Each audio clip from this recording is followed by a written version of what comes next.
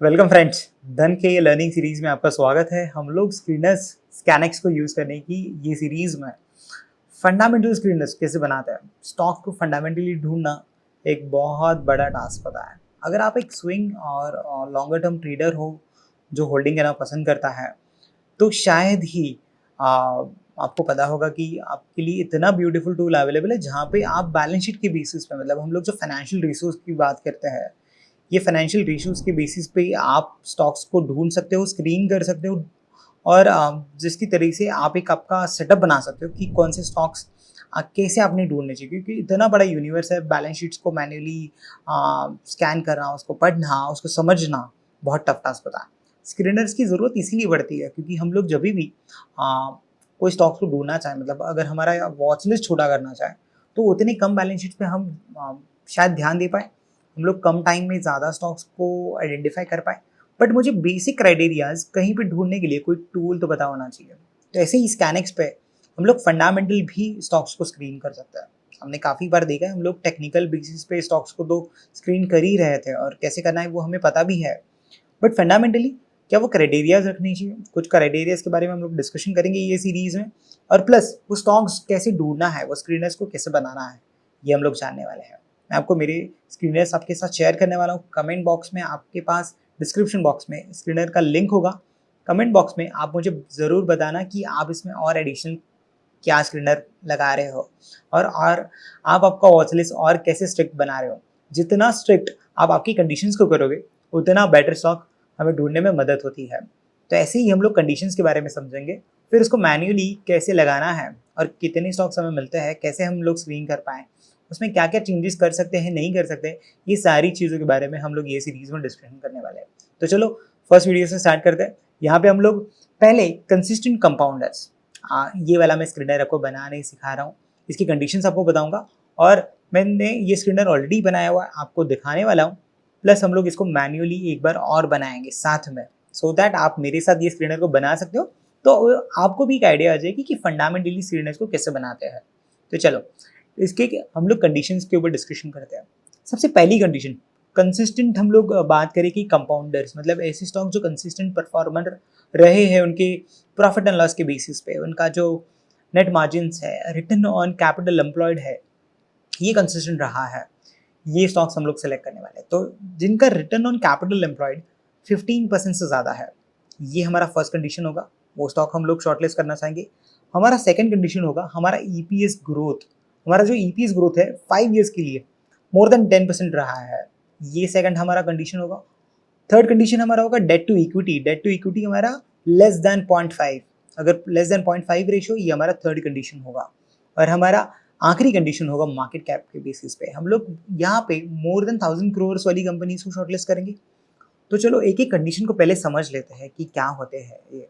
आपको ऑलरेडी इनके बारे में आइडिया होगी या आप और इनमें रिसर्च कर सकते हो अगर आपको इनमें रिसर्च करना है तो।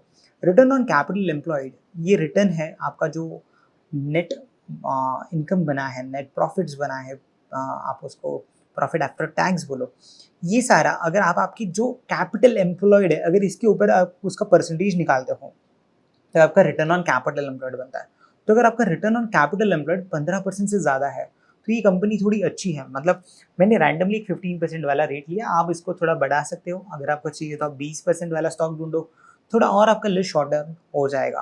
पर मैं 15%, ये स्टैंडर्ड हम लोग बहुत बार सुनते हैं ऑनलाइन काफ़ी सारे एडवाइजर्स से या काफ़ी सारे लोगों से कि 15% एक आइडियल रेशियो है जो हम लोगों ने रिटर्न ऑन कैपिटल एम्प्लॉयड पे एक्सपेक्ट करना चाहिए। दूसरी बात, अर्निंग पर शेयर का ग्रोथ, जो मेरा अर्निंग पर शेयर है, जो ईपीएस में निकालता हूँ, मतलब जो भी मेरा प्रॉफिट होता है divided by my total number of shares, ये मेरा अर्निंग पर शेयर आता है, उसका जो ग्रोथ रेट है वो कैसे ग्रो हो रहा है, मेरा अर्निंग पर शेयर कितना ग्रो हुआ है, लास्ट 5 ईयर में कंसिस्टेंटली कितना ग्रो हुआ है, ये जानना भी उतना ज़रूरी होता है। तो अगर ये 10% एंड अबव ग्रो हो रहा है कंसिस्टेंटली, तो मेरे लिए कंसिस्टेंट कंपाउंडर बन जाता है ये स्टॉक। इसलिए मेरा सेकंड कंडीशन भी उतना ही इंपॉर्टेंट है। प्लस मेरा थर्ड कंडीशन था debt to equity. Debt to equity मतलब क्या, ऐसी कंपनी जिसमें डेट थोड़ा कम है, क्योंकि हम लोग जानते हैं जब साइक्लिकल नेचर्स आते हैं, इंटरेस्ट रेट सिनारियो थोड़ी टफ हो जाता है, जिनके पास थोड़ा डेट ज़्यादा है शायद उनका इंटरेस्ट पीएनएल में जो चार्ज होता है उसकी वजह से शायद प्रॉफिट्स थोड़े हैमर करता है। तो इसलिए ऐसी कंपनी चूज करना चाहता हूँ जहाँ पे डेट कम है, कंपनी ने बोरोइंग्स कम उठाई है उनकी इक्विटी के कंपैरिजन में, 0.5 ही बोरिंग से इक्विटी के कंपैरिजन में, ये मैंने रेशियो रखा है, इसलिए ये रेशियो भी उतना ही इंपॉर्टेंट है। और लास्ट में रेशियो रखा था मार्केट कैप वाला, वो तो आप आपके हिसाब से आपको जो अच्छा लगता है कि शायद जितनी सेफर कंपनी, जितनी बड़ी कंपनी आप लेना चाहते हो वैसे आप करो। मैंने यहाँ पे एग्जाम्पल के तौर पे इसको 1000 रखा है, मिनिमम 1000 करोड़ एंड अबव वाली कंपनी में शॉर्टलिस्ट करने वाला। तो आइए चलिए स्क्रीनर हम लोग मैन्युअली बनाते हैं। जैसे कि आप देख पा रहे हो मैंने स्क्रीनर ऑलरेडी बनाया हुआ है, हम लोग इसको एक बार और बनाते हैं। मैं आपके लिए एक न्यू क्रिएट स्कैन करके बनाता हूँ। हमारा पहला कंडीशन हम लोग इसमें लगा देते हैं जो हमारा है ROCE वाला।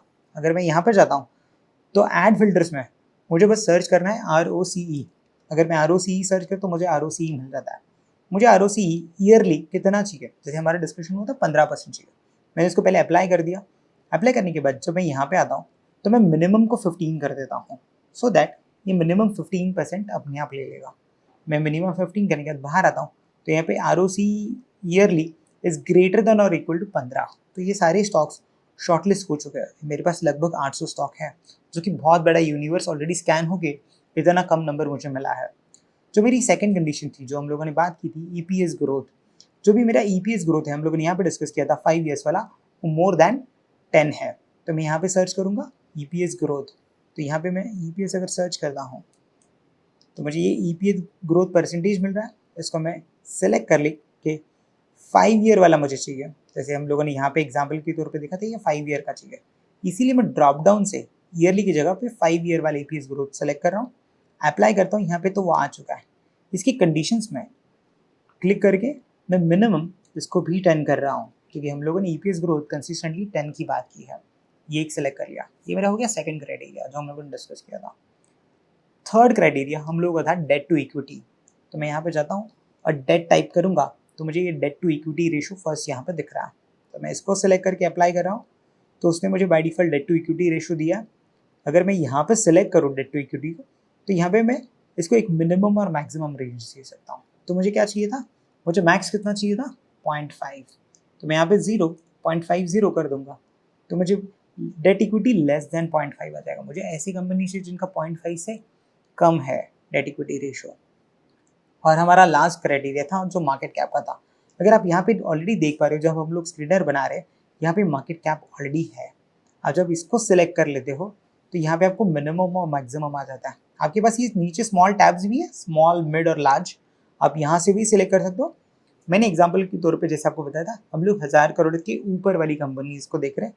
तो जब मैं यहाँ पे क्लिक करता हूँ ये मुझे उतनी सारी कंपनी शॉर्टलिस्ट करके देगा। तो जो अभी हम लोगों ने स्क्रीनर बनाया कंसिस्टेंट कंपाउंडर्स वाला, उसमें हम लोगों ने ये जो 4 क्राइटेरियाज लगाए उसके बेसिस पे मुझे कुछ लगभग 114 कंपनीज यहाँ पे शॉर्टलिस्ट करके मिल रही है। तो जब मैं ये 114 कंपनीज यहाँ पे शॉर्टलिस्ट कर चुका हूँ, आप यहाँ पे अगर देखोगे तो आपके पास एक टेबल फॉर्मेट में सारी कंपनीज की price, day price change, percentage change आया है कि कितना आज ऊपर गया है, वॉल्यूम्स क्या रहा है, इनकी पी रेशियोज क्या है, मार्केट कैप कितना रहा है। आप मार्केट कैप से शायद इसको सॉर्ट कर सकते हो, सबसे छोटी कंपनी से लेके बड़ी कंपनी तक आ रहा है। आप उल्टा अगर सॉर्ट करोगे तो आपको हाईएस्ट मार्केट कैप से लोवेस्ट मार्केट कैप तक का भी कंपनी मिल जाएगा। तो ये जो क्राइटेरिया थे यहाँ पे सारी कॉलम बेसिस पे आ चुके हैं। अब इसको अकॉर्डिंगली आपके फेवर में चाहे वैसे आप सॉर्ट करके कंपनीज को धीरे धीरे फंडामेंटली भी एनालाइज करना शुरू कर सकते हो। तो ये बहुत इंपॉर्टेंट है एज अ इन्वेस्टर या as a long term investor, trader, जो भी हम लोग बोले, हमारे लिए important to search such stocks, उनको स्क्रीन करना, ये स्क्रीनर हमें मिलना, ये स्क्रीनर हमें बनाना हमारे लिए काफ़ी इंपॉर्टेंट रहेगा। डिस्क्रिप्शन बॉक्स में आपको ये कंसिस्टेंट कंपाउंडर वाला जो स्क्रीनर मैंने अभी आपके लिए बनाया आपको मिल जाएगा।